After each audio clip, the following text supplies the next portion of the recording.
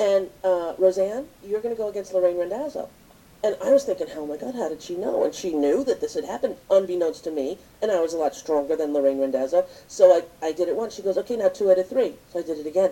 She goes, okay, now 3 out of 5. And when it got to after 10 times, she looked at Lorraine Randazzo and said, are you done?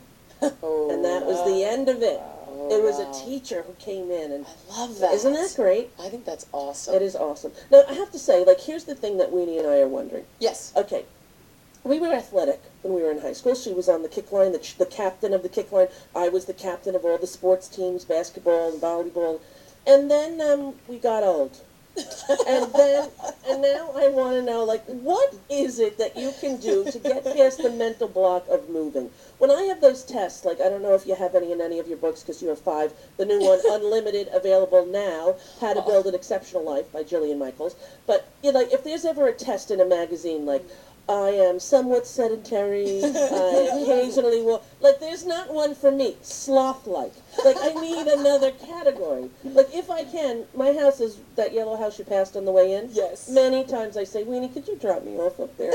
It's, 100 yards? True. Right? It's I don't know. And I don't know if it's part of, just general malaise or depression or, I don't know. It's how do you get yourself motivated, Jillian Michaels? Well, there are a couple things that I would ask you. The first one, motivation is something that has to come from inside of you. So it's all about why do you even ask, how do I stay motivated? What is the reason that you want to be motivated?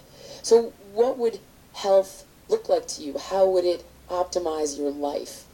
So many ways, especially in regards to my kids and playing and energy and more fun, and every single thing I can think of would be a plus. There's not one benefit to staying sloth-like and overweight, but yet I continue. Well, hold on. So the first thing that you would need to do for inspiration, and this is surface, but the kind of my mom's a therapist. She's going, can I get in here? No, not at all. I'm She'll proud of her. She'll jump in when the Jump time in is when right. you think I need psychological counseling. She's doing just great. Okay. Well, I'm giving you surface stuff right now, but part of it is that in order to look at why you're, quote, sloth-like, and I don't want you to use that word ever again after today. All right.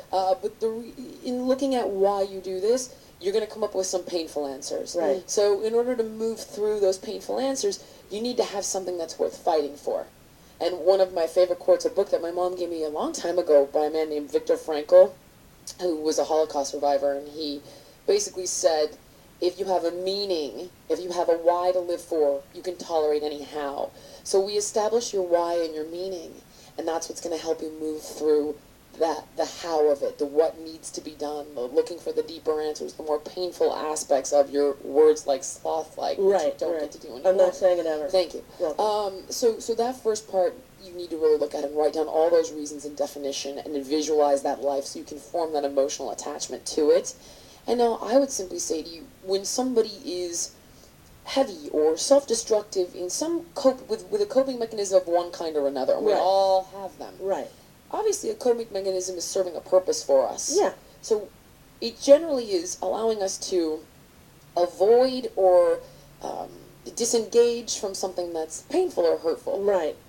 For what reason do you think you inhibit your greater happiness by not being your healthiest self? Right. I would say a bunch of things, but the first thing that would come up for me would be when I have lost weight, like the picture that you tweeted, which I thought was funny. By the way, I've got to find that outfit. I want to know if you I didn't keep it and it wouldn't fit. But that it will again. I will tell you this, when I did that movie, I thought I was really fat and I shouldn't even be in that movie. So I thought you looked fabulous. I know, but I'm just picture. telling you, here's my own mental. When that was happening, I didn't get to enjoy any of it. I still thought I was fat. And when I have done diets and lost weight, and men would find me attractive in a way that they don't, if I'm heavy, I didn't quite know what to do with it. So I was at the gas station and it was self-serve, and out came some guys, and they were very lovely men, and they were not threatening in any way, and they cleaned my window and pumped my gas and said, what are you doing later? And I was stopped at Baskin-Robbins on the way to work without even realizing it. And then I went to my Weight Watchers meeting and I raised my hand and said, hi, these guys were nice to me, and the women at Weight Watchers, not their fault, said, oh, we wish we were at our goal weight like you.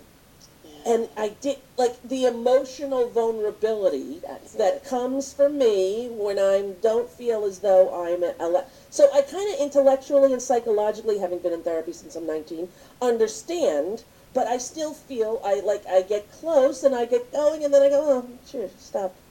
Well, Yeah. because the minute that you get to this place where there is that type of recognition, it becomes, it's terrifying for you. And then we would say, why is it terrifying for you? Yeah. What's coming That's up? where you need to stay. Yeah. Mom, in that place I'm of gonna let terror. my mom, yeah. No, that's where you need to stay for a while, is in that place of terror with your therapist. Right. So that you can kind of move through that in a holding environment with your therapist. And that's the place where everybody starts to shut down. Yeah. And that's the place where everybody needs to go, which means you're probably going to have to experience depression for a while. Yep. Yeah. You're probably going to have to experience anxiety for a while. Yeah. And you need to go through that, but that's where everybody shuts down. Right, and you shut down by sabotage. Absolutely. Yeah. Absolutely. Of course. Yeah. Weenie, you have a million questions, you told me. Go. Well, I don't wanna hog they're your whole- kind of gossipy show questions, which you Oh, may not. she's obsessed with the show. Oh, see, look what happened. Okay. See, we had her on the ropes. Exactly. And now we Yes, got gossipy. yes. But see, this is what happens. Yes. And this is why on Biggest Loser, I can accelerate Yeah. their transformation because there's nowhere for them to run. Yeah, and I will tell you, Yeah. the commercial, I do know, as I'm sure you do too, Mom, the details of the why. I get it, right? But you feel like if you've worked Yeah. on this specific abuse issue your entire life, at what point does it become You may have worked on it cognitively. Yes. We're talking about physically? Feeling it, emotionally feeling it. it, Yes, reliving it's a it, big but difference. in a different way. You relive it in a in safe in a environment. safe Yes. environment with a good enough other, your therapist or your analyst, helping you move through it. So you're not that terrified child Right, who had no place to go and no Right. one to help them. right. But you have to be willing. I had a patient once said to me, "No, I'm miserable. I'll do anything. Just let's go through it." I said, "Okay, put out your hand. If I got a lit cigarette, I'm going to hold it to your hand for a minute. Are you willing to do that?" "Oh, well, that's different." Yeah, But that's the kind of pain you got to yeah, move through. you have to go through. You do think at 49, all right, when? Come on, people. Yeah. Well, then 49?